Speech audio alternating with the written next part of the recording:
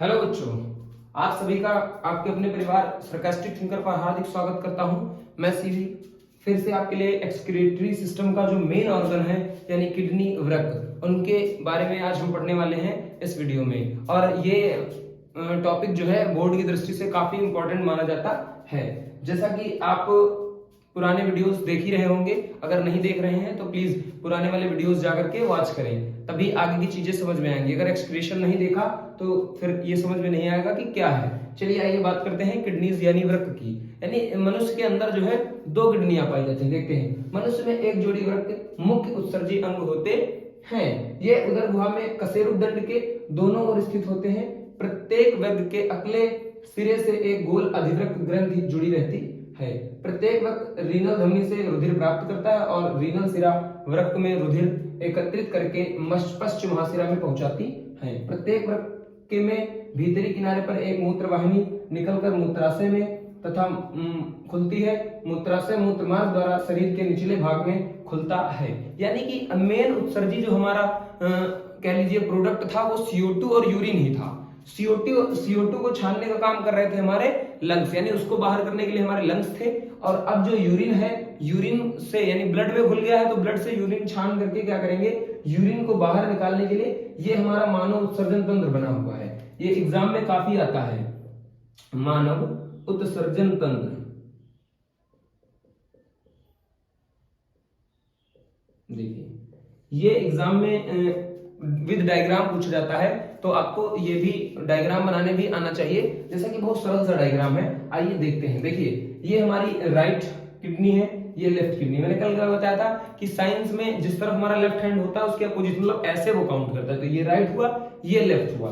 तो अब यहाँ पर देखिए ये जो लगी है वो हमारी रीनल धमनी है। जैसा कि आप जानते हैं कि पल्मोनरी यानी फुफ्फुस धमनी को छोड़कर सभी धमनियों में शुद्ध रुधिर जाता है। तो रीनल धमनी में किस प्रकार का रुधिर जा रहा है, शुद्ध रुधिर। और सिराओं में, फुफ्फुस सिरा को छोड़कर सभी सिराओं में अशुद्ध रक्त जाता है। तो देखिए मैंने इसको ब्लैक कर रखा है, यहाँ से अशुद्ध रक्त जा रहा है। अब ऊपर देखिए अधिवृक्क ग्रंथि जुड़ी हुई है, अधिवृक्क ग्लैंड यानी एड्रेनल ग्लैंड लगी हुई है ना, यही कंट्रोल करती है इन सारी चीजों को। अब देखिए दोनों किडनियां हैं, लेफ्ट और राइट, और उनके ऊपर अपना अपना एड्रेनल ग्लैंड लगा हुआ है। अब ये देखिए रीनल सिरा है जो किडनी को अशुद्ध रक्त इकट्ठा करके दे रही है, किसको, वेना कावा को, पोस्ट वेना कावा को दे रही है। और ये यहीं पर, ये मैंने इसलिए इसको डार्क किया क्योंकि ये शुद्ध रक्त है, ये शुद्ध रक्त है जो यहाँ से जाता है। अब इसमें से जो अपशिष्ट हमारा बच रहा है वो क्या होगा, यहां से इकट्ठा होकर मूत्र वाहिनी से कहां खुलेगा, जाकर के मूत्राशय में जा रहा है।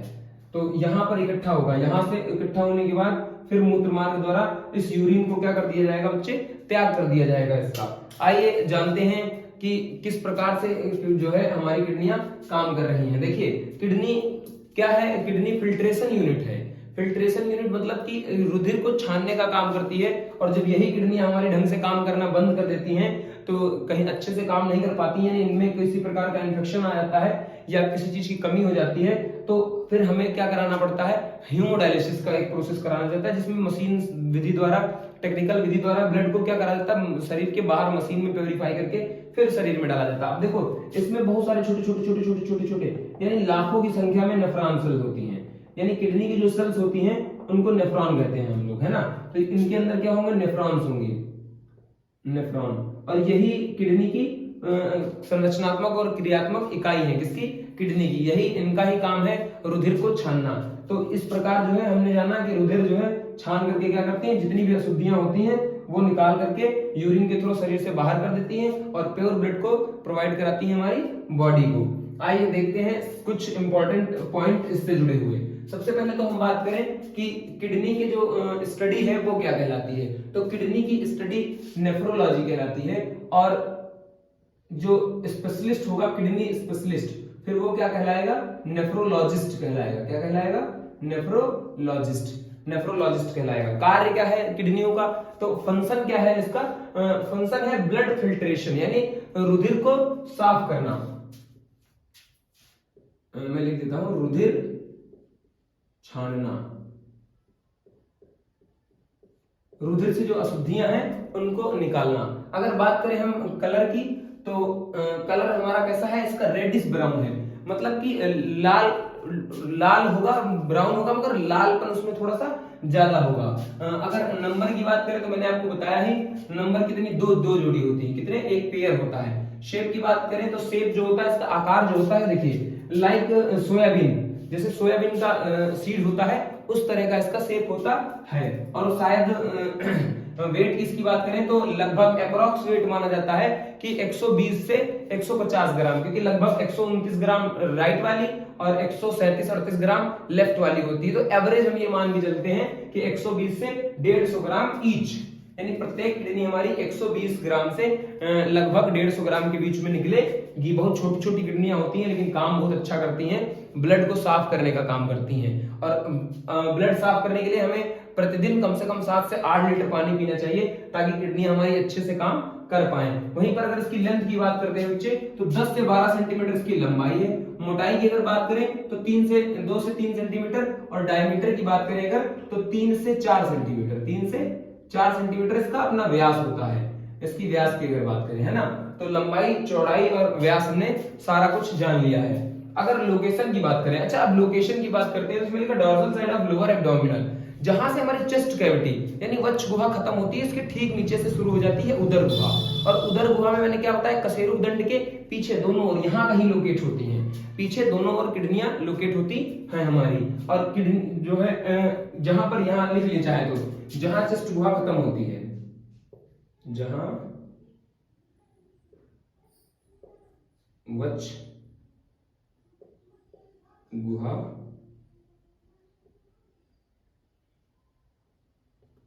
एंड होती है,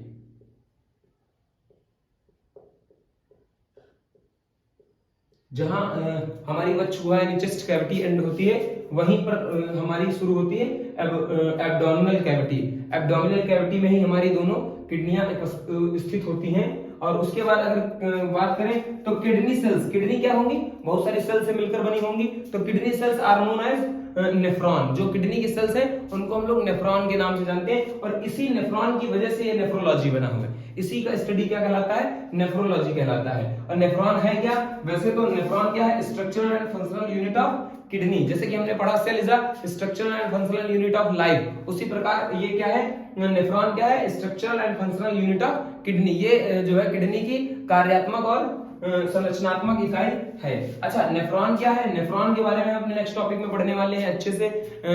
ये रीनल सिरा जो है, रीनल धमनियां हैं, renal artery and renal veins के बारे में भी अपने नेक्स्ट टॉपिक में पढ़ने वाले हैं। और वहां पर स्ट्रक्चर ऑफ नेफ्रॉन हम पढ़ेंगे जो एग्जाम की दृष्टि से काफी इंपॉर्टेंट होता है। तो आज के लिए इतना काफी था कि किडनी मैंने बता दिया आपको, आप इसको जो है तैयार करते रहे, नोट्स भी आप यहीं से बना सकते हैं। यकीन मानिए अगर आप प्रॉपर वे में पढ़ते रहेंगे, और लास्ट टॉपिक होगा ये इस चैप्टर का, प्रॉपर वे में पढ़ते रहेंगे तो आप ये जैव प्रक्रम में पूरे नंबर ले आएंगे। तो बच्चे बने रहिए हमारे साथ और देखते रहिए हमारे यूट्यूब चैनल पर आती जितनी भी वीडियोस हैं उनको आप अपना प्यार देते रहिए, और आपके उज्जवल भविष्य की मैं कामना करता हूं। और यकीन मानिए, मैंने फिर से बोल रखा है, बार बार बोल रहा हूं कि अगर आप लगातार हमारे चैनल पर जुड़े रहें तो 25 में 25 आपके दूर नहीं है, क्योंकि फिर वही बात कि रिजल्ट सब देखते हैं, है ना, कोशिशों का कोई मोल नहीं होता है। ठीक है, तो मिलते हैं नेक्स्ट वीडियो में, तब तक के लिए बाय बाय, टेक केयर।